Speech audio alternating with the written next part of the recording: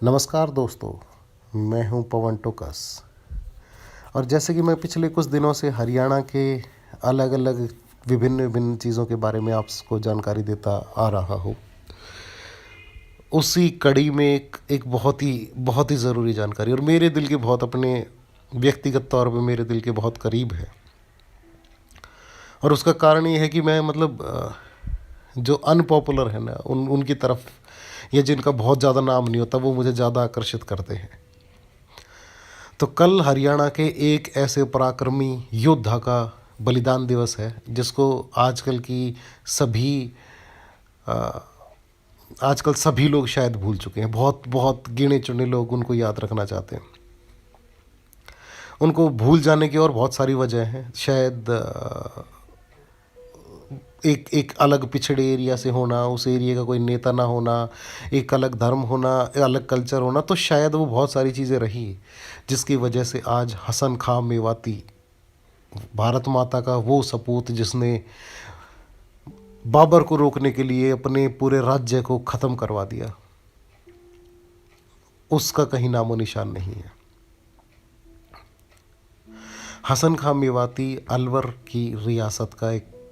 छोटी सी रियासत का राजा था।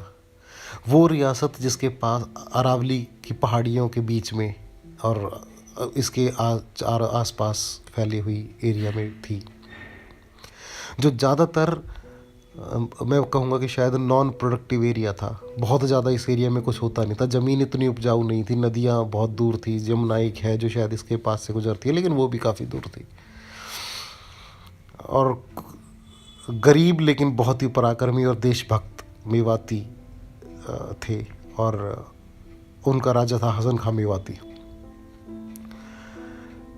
खानवा की लड़ाई, जो कि बाबर और महाराजा संग्राम सिंह के बीच में लड़ी गई, और उस लड़ाई का कारण था कि राणा सांगा और बाबर के बीच में एक एग्रीमेंट था, एक समझौता हुआ था कि भाई, जब भी बाबर ने कहा था कि जब भी मैं कोई युद्ध पे जाऊंगा तो राणा सांगा उसकी सहायता करेंगे, लेकिन किसी कारण से ऐन वक्त के ऊपर जब बाबर ने पानीपत की पहली लड़ाई में इब्राहिम खान लोधी को ललकारा, तो किसी कारणों से राणा सांगा ने उनका साथ नहीं दिया। तो इसकी वजह से पानीपत की लड़ाई में इब्राहिम खान लोधी को हराने में बाबर को खासी मशक्क़त करनी पड़ी, लेकिन अंततः रिज़ल्ट वही आया जो उम्मीद थी। और पानीपत की पहली लड़ाई में बाबर ने इब्राहिम खान लोधी को हरा दिया, और जिसमें पहली बार मुग़लों का, तैमूर वंशकों का भारत के अंदर कब्जा होना शुरू हो गया। उस लड़ाई के बाद बाबर को ये लगा था कि भाई, तू मेरी लड़ाई के अंदर इसको मेरे साथ आना चाहिए था। तो बाबर ने इब्राहिम को हराते ही सबसे पहला हमला किया महाराजा सांगा के ऊपर। और सांगा की लड़ाई में एक बहुत ही छोटी सी राज्य अलवर, उसके राजा हसन खां मेवाती ने उसका साथ देने का निर्णय किया।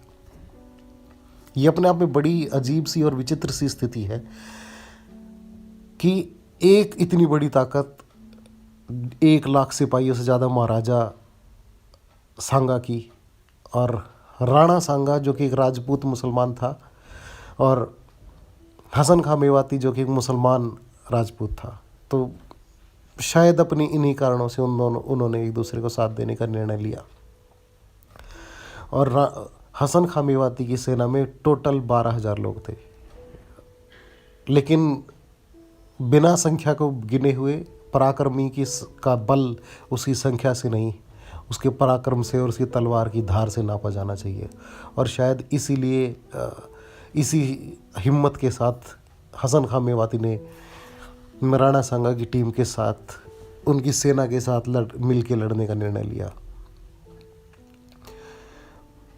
खानवा आगरा के पास, आगरा और इसी बेल्ट में जो कि एक जगह है, खानवा के अंदर इन ये दोनों सेनाएं 15 मार्च 1527 को आमने सामने हुई। 1 लाख की सेना सांगा की और 12,000 मुट्ठी भर सैनिक हसन खां मेवाती के। ऐसे में शायद एक बड़ा राजा जिसके पास खुद 1 लाख की सेना है, वो 12,000 के सैनिकों को कुछ समझता भी नहीं होगा कि मुझे इसके सहायता की ज़रूरत नहीं है, मैं इसके बिना भी लड़ सकता हूँ और मैं तो जीत ही जाऊँगा, तुम क्या कर लोगे। तो स्वाभाविक विचार है ये किसी भी एक बड़ी ताकत के पास, और छोटी ताकत जब उसके साथ लड़ने आए तो, क्योंकि वो उसको उतना शायद सम्मान नहीं देते, लेकिन नियति को कुछ और ही मंजूर था। जब ये सेनाएं आमने सामने हुई तो शुरुआती लड़ाई में ही एक तीर महाराजा सांगा को लगा और उनके घायल होने की वजह से उनके जो रक्षक थे वो उनको युद्ध से निकाल के ले गए। राजा के युद्ध के मैदान में ना होने की वजह से सेनाओं का मनोबल गिरने लगा और ऐसी स्थिति में युद्ध की कमान संभाली हसन खां मेवाती ने।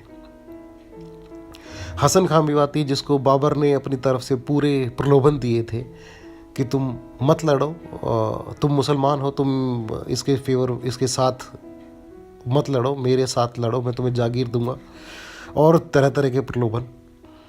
लेकिन उसने कहा कि चाहे जो भी हो, ये भारतीय है, ये हिंदुस्तान का है, और तुम बाहर से आए हो तो मैं तुम्हारा साथ नहीं दूंगा। अपनी इतनी छोटी सेना और इतनी कम ताकत के दम पर तो उन्होंने यकीनन ऐसा नहीं कहा होगा, उन्होंने ऐसा कहा होगा अपनी हिम्मत पे और अपने पराक्रम के भरोसे जो उन्होंने दिखाया। तो जब राणा सांगा को तीर लगा और वो युद्ध के मैदान से चले गए तो सेनाओं में भी बिखराव आने लगा धीरे धीरे, लेकिन हसन खां मेवाती ने युद्ध की बागडोर संभाली और अंत तक, जब तक अपने प्राणों की आहुति नहीं दे दी, तब तक बाबर के साथ युद्ध करते रहे। और उस दिन सिर्फ हसन खां मेवाती नहीं, पूरा अलवर राज्य, उसके 12,000 सैनिक उसी युद्ध में समाप्त हो गए। वो देख रहे थे कि जिनके लिए वो लड़ने आए हैं वो खुद मैदान छोड़ के जा चुके हैं, लेकिन उसके बावजूद भी उन शूरवीरों का पराक्रम कम नहीं हुआ। वो लड़ते रहे। उनके सामने कहीं ज़्यादा सुव्यवस्थित, संगठित और शक्तिशाली सेना थी। बाबर जो कि बारूद लेके आया था, बारूद और आग का इस्तेमाल बाबर ने ही ज़्यादा शुरू किया था पहले। उसके बावजूद वो लड़ते रहे और अपनी मातृभूमि को बचाने के लिए अपना अंतिम लहू की बूंद तक न्यौछावर कर दी। लेकिन इतिहासकारों की अवहेलना के कारण, और जैसा कि भारत में तो मुझे लगता है शायद परंपरा सी हो गई है कि आपने क्या किया है वो मायने नहीं रखता, आप कौन है वो ज़्यादा मायने रखता है। इसीलिए शायद हसन खां मेवाती को मेवात में भी नहीं पढ़ाया जाता। आज के दौर में मेवात शायद हरियाणा के सबसे ज़्यादा पिछड़े ज़िलों में से एक है, जिसकी साक्षरता दर आज भी 35% है पुरुषों में, जो कि पूरे भारत के हिसाब से देखा जाए तो शायद लगभग 50 साल पीछे है वो। क्योंकि वहाँ पे ना तो कभी सरकारों ने, ना उस क्षेत्र में किसी और लोकल लोगों ने ध्यान नहीं दिया। मेव अपने पूर्ण पराक्रम के बावजूद, पूरी देशभक्ति के बावजूद इस विकास धारा के अंदर अपना योगदान, अपना हक लेने में विफल हो गए। शायद इसी वजह से हसन खां मेवाती के नाम पे शायद वो एक मेडिकल कॉलेज भर है, जिसकी हालत भी बहुत ज़्यादा अच्छी नहीं मानता मैं। तो ऐसे शूरवीर को याद करें, उसकी शक्ति को याद करें, उसकी महानता को याद करें, देशभक्ति को याद करें।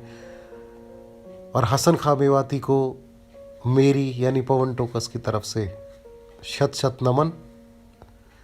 और हम प्रयास करेंगे आने वाले समय में आपके समक्ष ऐसी ही और जानकारियाँ लाते रहें। धन्यवाद। जय भारत, जय हरियाणा।